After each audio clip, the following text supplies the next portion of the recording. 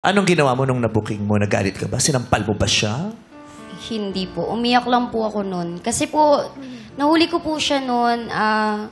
Kasi live-in po kami ng ng almost 2 years din po.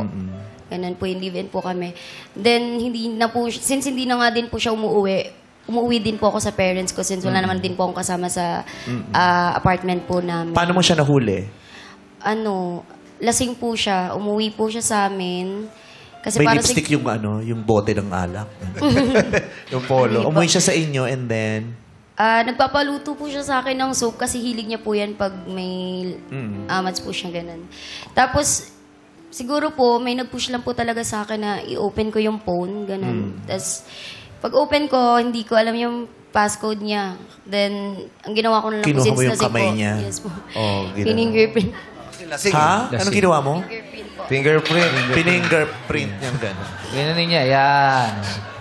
Oo, kailangan kasi ng fingerprint. Oh, para makakonect eh. So, kinuha mo yung cellphone niya, kinuha mo kamay niya, at fingerprint niyang gano'n. Ay, ginagawa. Buti hindi nagising to si ano. Wala, lasing Di eh. mo mamalayan. Teka. Ano ginagawa mo? Parang biometrics. Yeah. Ganyan. Iyon! Ano nabasa? Nakuha mo ng latest scandal. Scandal pala yung nakita niya. So, ano nakita mo? Larawan? Mensahe? Wala po kasi sa Messenger. Sobrang linis po ng Facebook at saka Messenger. Nasa Viber po. Oh. Mga messages. Yes po. Oh, dami Messages. nagre-react dito. Walang pictures. Nag-react sa Viber. Pictures meron din. Wala po. Ano yung mensahe na nung nabasa mo talagang nagkumpirma at nakasakit na ng damdamin mo nung oras na yun? Kasi po yan, sabi po nung girl, nag-ask yung mga ka-workmate natin dito na kamusta na daw yung relasyon natin kasi ngayon magkalayo tayo. Kasi po lovey din po yung tawagan. Love din po kasi tawagan. Lovey. Hindi mo man lang tinawag ng po man lang. Para sa kanya, love. Sa kanya, sa po.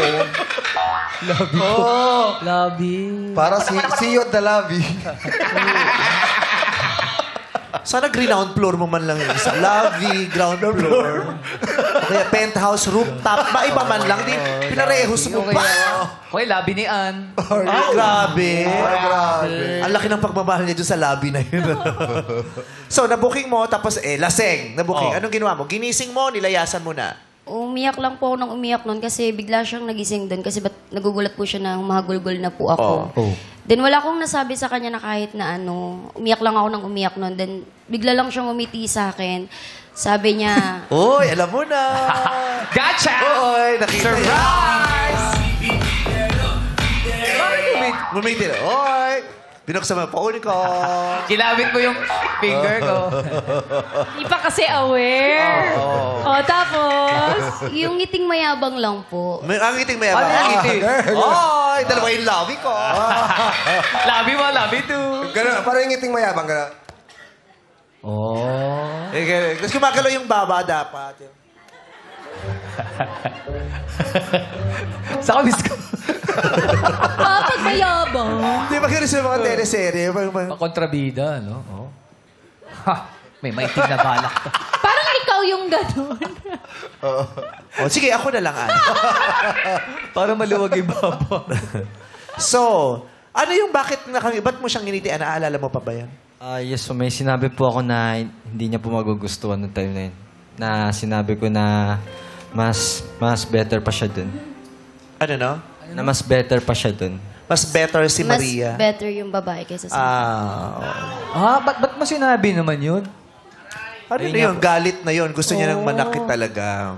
Dahil nga po, bukod po sa pagtapos po ng hoverboard dahil sa awit galit namin, parang sinarado ko na po yung mindset ko na buti pa siya, bakit ito, kundi ginagawa namin laging away bate, tapos siya, lagi niintindi ako sa lahat. Ayun po. So, yun yung time na... Yes. Yun yung time na inamin mo na rin na may something. Yes po. Yung Yun totoong na- nararamdaman mo, Oo. inamin mo na yung damdamin ko nasa kanya na. Yung ganun. Opo, sumabog na po ako. Pero taga lang, totoong lasing ka naman no? Hindi ka naglalasing-lasingan. Yes po, nag-inom po ako kasi yung time na yun, namumroblema na po ako na, ayun nga po, speaking po sa kanya din po, kaya rin po ako nag-inom nun. Parang iniisip ko na rin po yung family ko, na-attach na sobrang close niya na po sa family. Parang gusto ko pa, di ko lang kung aayusin ko pa ba or O hindi na. Hindi na po. So, anong ginawa mo? Lumayas ka na lang? Ako po yung umalis po. Umalis po Ba't di ako. mo siya sinampal? Kasi po, wala na. Sige Iyak na, po. isa lang. Joke lang. May ganyan talaga. Yung kahit gano'n siya kasakit, iiyak Iyak na na lang. lang. Diba? Mabait pa nga to eh, diba? Paano kung iba yung... Hindi nagwala. Oo. Kung ako yun, nagwala ako. Iba-iba kasi. Correct. Nagbato na ako ng mga Lahat ng makahawakan ko, iba. Bakit mo nagawa sa akin to? Ayan, ganyan. Ang kapal lang mukha mo! Sino siya? Ginawa ko naman lahat. Ganyan. Kapal lang mukha mo. Ginawa kong lahat. Ganyan. Kinalimutan ko lahat. Kahit Ano magagawa ko kung mas gusto ko siya? Kung mas okay siya kaysa sa'yo? Oh my God! Oo, wala kang magagawa para pigilin mo yung nararamdaman mo sa kanya. Pero ang tanging magagawa mo, sana nirespeto mo kay iniwan mo na sana ako bago ka tuluyang nagpunta doon. Kapal lang mukha mo. Sa tingin mo ba hindi ako nahihirapan? Mas nahihirapan ako dahil ilang taong tinanggap yung itsura mo. Wala ka na rin sa... Hoy, Wag mo ako tumagal tayo ng 3 taon. Natiis mo itong itsura ko. Bakit? Yung itsura mo. Titiis ko rin naman Ang mahalaga! Manloloko ka! Hindi ba yung usapan?